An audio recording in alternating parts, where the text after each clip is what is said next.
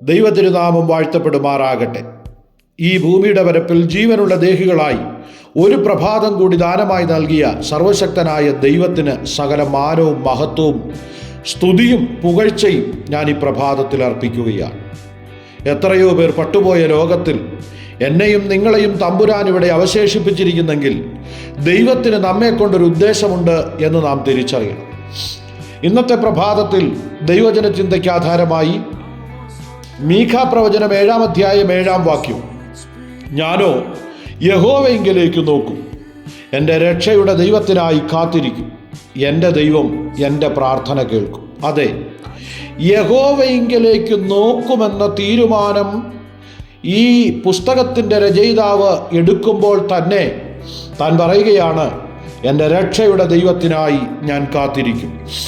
ഈ ലോകത്തിലുള്ള എന്തിനെങ്കിലും വേണ്ടിയുള്ള ഒരു കാത്തിരിപ്പാണെങ്കിൽ അത് ചിലപ്പോൾ നിരാശയായിരിക്കും നിന്റെ ജീവിതത്തിൽ നിനക്ക് ദാനം ചെയ്യുന്നത്. എന്നാൽ എൻ്റെ രക്ഷയുടെ ദൈവത്തിനായി ഞാൻ കാത്തിരിക്കുമെന്ന് പറയുന്ന ആ ഭക്തൻ്റെ കോൺഫിഡൻറ്റ്, അവനറിയാം എന്നെ രക്ഷിക്കുന്ന ഒരേ ഒരു ദൈവമേ ഉള്ളൂ, എന്നെ വിടുവിക്കുന്ന ഒരേ ഒരു ദൈവമേ ഉള്ളൂ, അത് കർത്താവായ യേശു ക്രിസ്തു ആണെന്നുള്ള തിരിച്ചറിവാണ് ഇത്രയും കോൺഫിഡൻറ്റോടുകൂടി ഈ വചനത്തിൻ്റെ ഭാഗങ്ങൾ താൻ രേഖപ്പെടുത്തിയിരിക്കുന്നത്.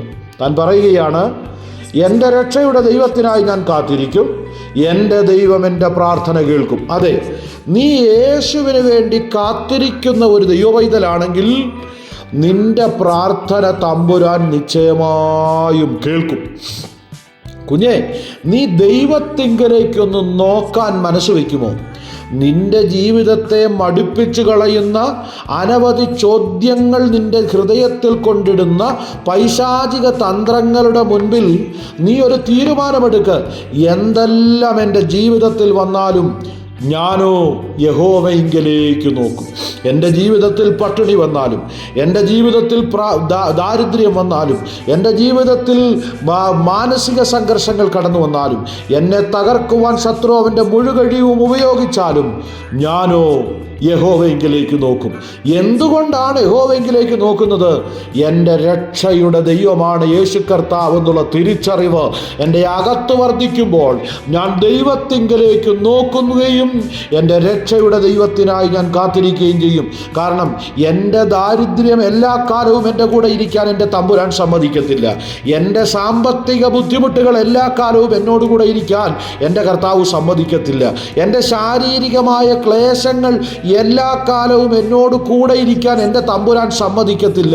അതിനാൽ എനിക്കൊരു ഉറപ്പുണ്ട്, എൻ്റെ രക്ഷിതാവുണ്ട്. എൻ്റെ രക്ഷയുടെ ദൈവത്തിനായി ഞാൻ കാത്തിരിക്കും.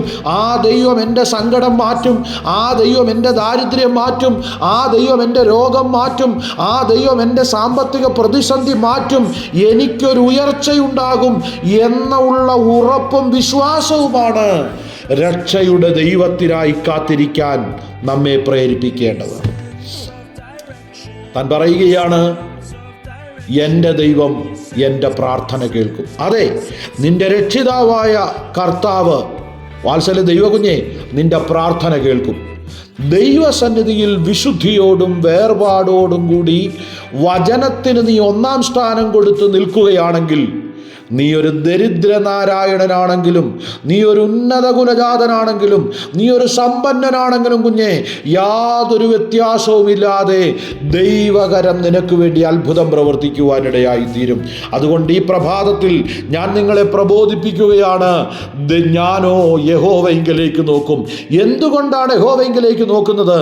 എൻ്റെ രക്ഷ ആ ദൈവത്തിൽ നിന്ന് ആണ് വരുന്നത് എന്ന തിരിച്ചറിവ് ആ യഹോവയിങ്കലേക്ക് നോക്കുവാൻ എന്നെ പ്രേരിപ്പിക്കുന്നു. എൻ്റെ രക്ഷയുടെ ദൈവത്തിനായി ഞാൻ കാത്തിരിക്കും. എന്തുകൊണ്ട്? എന്നെ രക്ഷിക്കാൻ ഈ കർത്താവിന് മാത്രമേ കഴിയൂ എന്ന തിരിച്ചറിവ് എൻ്റെ ഹൃദയത്തിൻ്റെ അകത്തളങ്ങളിൽ ഉണ്ടാകുമ്പോൾ ഞാൻ ഉറപ്പിച്ചു പറയുകയാണ്, എൻ്റെ രക്ഷയുടെ ദൈവത്തിനായി ഞാൻ കാത്തിരിക്കും. അതുകൊണ്ട് നിന്റെ കുഞ്ഞെ, ദൈവപൈതലേ, നിങ്ങളുടെ രക്ഷകനായ യേശുവിൻ്റെ വിടുതലിനു വേണ്ടി നിങ്ങൾ കാത്തിരിക്കുവാൻ തയ്യാറാകുക. അതോടൊപ്പം തന്നെ ദൈവത്തിൻ്റെ വചനം പറയുകയാണ്, എൻ്റെ ദൈവം എൻ്റെ പ്രാർത്ഥന കേൾക്കും. അതെ, ദൈവമക്കളുടെ പ്രാർത്ഥന കേൾക്കുവാൻ സ്വർഗം കാതോർത്തിരിക്കുകയാണ്.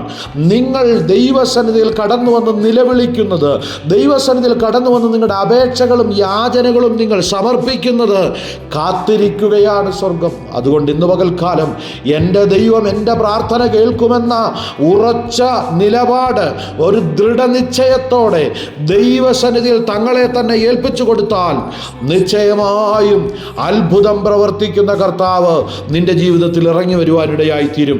ഞാൻ ഇങ്ങനെ അതിനെ പറയാൻ ആഗ്രഹിക്കുന്നു.